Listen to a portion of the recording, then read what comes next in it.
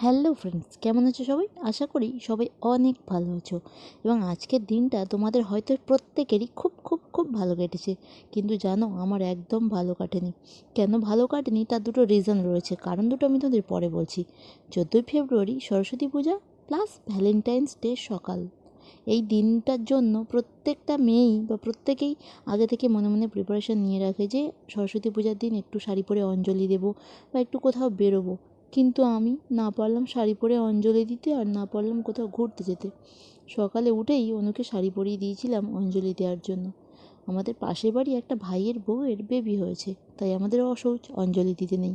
কী আর করব বলো, মন খারাপ করে বসে পড়েছি দুপুরে রান্নার জোগাড় করতে। মন খারাপ থাকলে কী হবে, মুখে আমার হাসি থাকে সর্বদাই।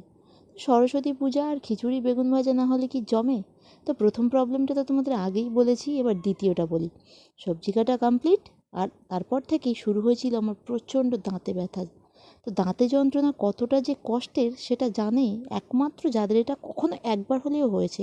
তো কোনো রকমে স্নান সেরে খেতে বসেছিলাম, একদম ইচ্ছে করছিল না খেতে, কারণ তখনও যন্ত্রণা হয়েই যাচ্ছিল।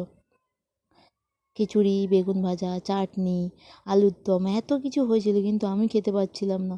এত কষ্ট হচ্ছিল যে আমি কেঁদে পর্যন্ত ফেলেছিলাম। তো মা ওষুধ এনে দিয়েছিল, খাওয়া শেষ করে ওষুধ খাওয়ার কিছুক্ষণ পরে কমেছিল যন্ত্রণাটা একটু। যন্ত্রণার টানে টানে কখন যে ঘুমিয়ে পড়েছিলাম বুঝতেই পারিনি। উঠে দেখি সন্ধ্যা হয়ে গিয়েছে। পরের দিন যেহেতু ছিল গোটা ষষ্ঠী, তাই একটু গোটা গোটা সবজি রান্না হলো এবং একটু পায়েস বানিয়েছিল মা। যাই হোক, তোমরা সবাই ভালো থেকো। আজকের এই পর্যন্ত, দেখা হচ্ছে